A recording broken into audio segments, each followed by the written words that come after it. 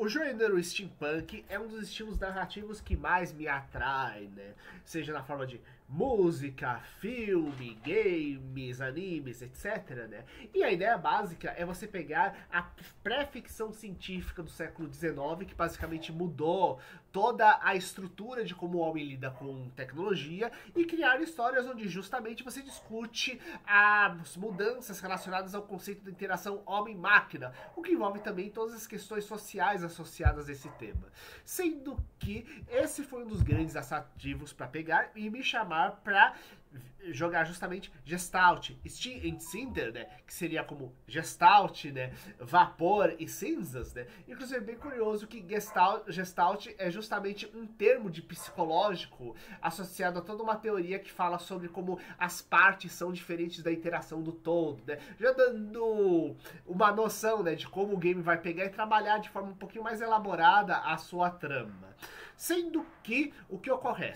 Nesse jogo nós temos um mundo que foi invadido por demônios, sendo que para lutar contra eles foi criado um exército cujas armaduras eram energizadas com força demoníaca. Porém, após a derrota dos demônios, o exército teoricamente ele se corrompeu e começou uma luta entre a humanidade e esses humanos corrompidos pelo poder das trevas. Pelo menos é isso que as histórias contam. E você é uma heroína com o sugestivo nome de Aletheia, que fazendo suas diversas missões pela cidade, localizando coisas, lutando contra monstros e criaturas soltas por aí, o que inclui vários robôs desgovernados, né? Você acaba descobrindo áreas secretas da cidade, assim como segredos envolvendo justamente o passado desta, que é a última cidade humana depois da Grande Guerra, sendo que uma nova guerra está prestes a eclodir. E Aletheia é um nome bem interessante porque ele significa verdade em grego, isto é, uma das formas de você interpretar é justamente o conceito da verdade que está oculta, o conceito de abrir os olhos, né? E é justamente o que a nossa heroína faz, sendo que o gênero de jogo justamente utilizado para poder pegar e transmitir essa narrativa é o Metroidvania, que envolve justamente você explorar labirintos e descobrir os seus segredos em parte, o que faz todo sentido dentro da história do conceito, sendo que o Metroidvania ele é caracterizado por ser 50% exploração, 50% combate, sendo que nessa parte de combate temos uma coisa bem interessante dentro da estrutura própria que é colocado dentro do jogo, pois você vai ganhando pontuações dos mais diversos tipos, à medida que vai destruindo adversários, né, e acha itens também espalhados pelos cenários, alguns mais evidentes, outros escondidos de forma secreta. Inclusive esses itens secretos é um dos itens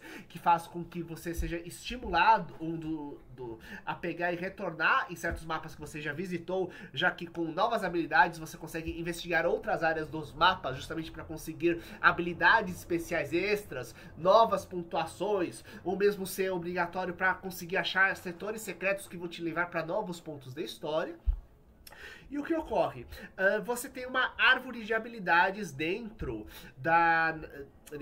do sistema. E o que isso significa? Basicamente que você não tem uma evolução linear, isto é, você não simplesmente fica mais forte como um todo à medida que acumula os pontos, mas como num jogo de RPG, inclusive Metroidvanias não deixam de ser um tipo de RPG, você pega e vai evoluindo o personagem na linha que você mais quer. Quer alguma coisa mais porradeira?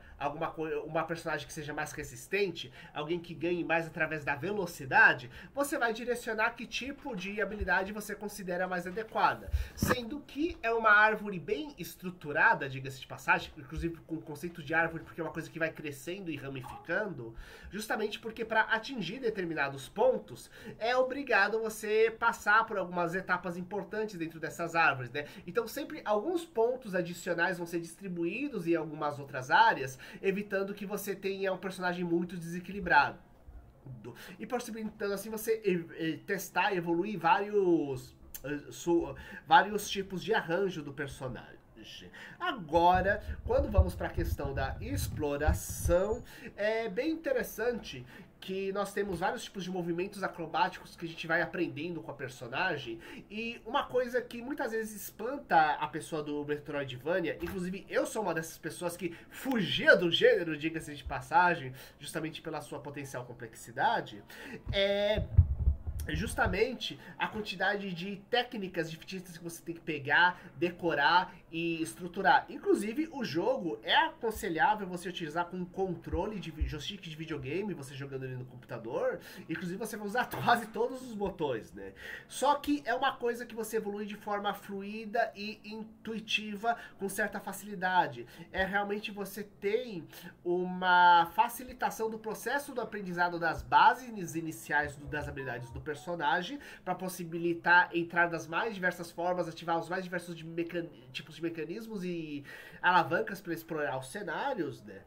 E uma coisa que é importante é que essa exploração é recompensada não apenas através de pontuações extras, itens adicionais, mas também é o seguinte, os cenários, apesar de amplos, eles possuem atalhos que estão escondidos. Então, quando você explora uma nova área, vai ter sempre mais pra frente, algum mecanismo escondido que vai te levar para um atalho que possibilita você pular toda uma etapa de exploração quando você quiser revisitar aquela área. Ou se você quiser pegar e precisar retornar de alguma forma para algum dos mapas anteriores também.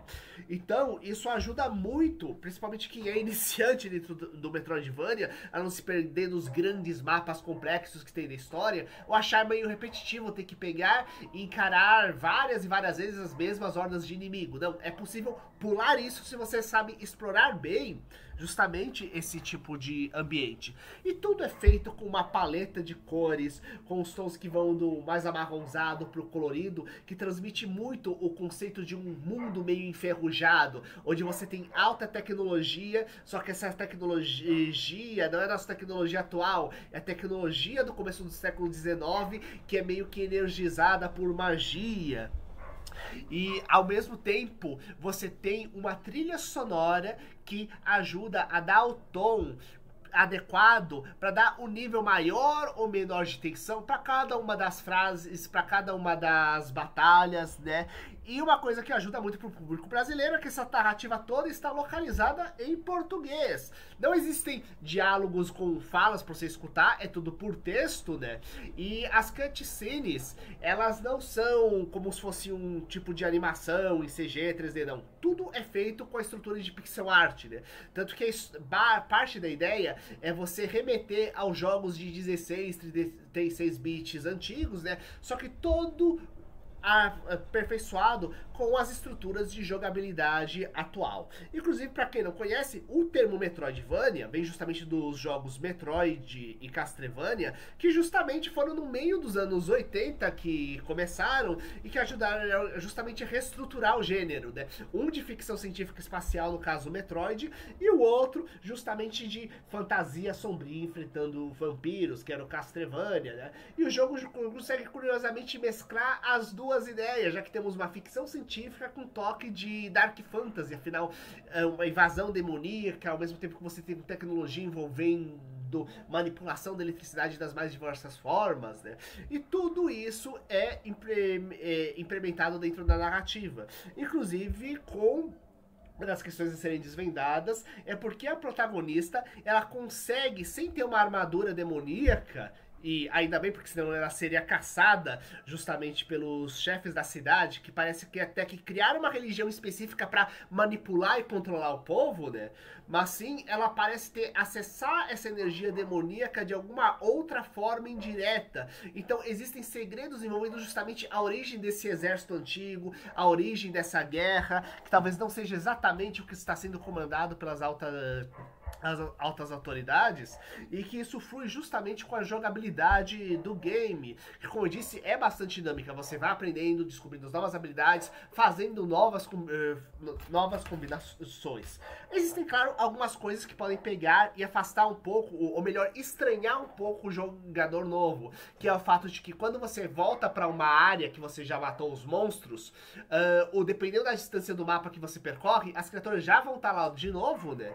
Isso ocorre em parte por causa que, teoricamente, quando você retorna para uma região do mapa, você já está mais forte porque você já enfrentou vários outros adversários, ganhou vários pontos e bônus que você usou para aperfeiçoar seu personagem, né? Então, teoricamente, está mais fácil de jogar aquilo, já que os monstros não retornam mais fortes, né? E funciona também como para você testar de forma segura com inimigos que você já conhece, habilidades novas que você ganhou. Além de ser uma forma um pouco mais fácil de você ganhar um pouco de pontos. Por exemplo, tem uma área que está muito difícil porque os adversários estão muito fortes. Eu posso retornar umas 3 áreas atrás, enfrentar algumas vezes os adversários que eu já conheço e que retornam rapidamente, para poder pegar e enfrentar os novos adversários também. E uma outra coisa também é que o jogo não tem exatamente o sistema de save em qualquer canto que a gente conhece. Existem pontos específicos de save, né? E são implementados dentro da estrutura da própria história, porque são justamente as áreas onde, teoricamente, no passado, os guerreiros de armadura usavam para energizar suas armaduras demoníacas. Então, tanto você se reenergiza regenerando, né? Quanto é usado justamente como os pontos de save, né?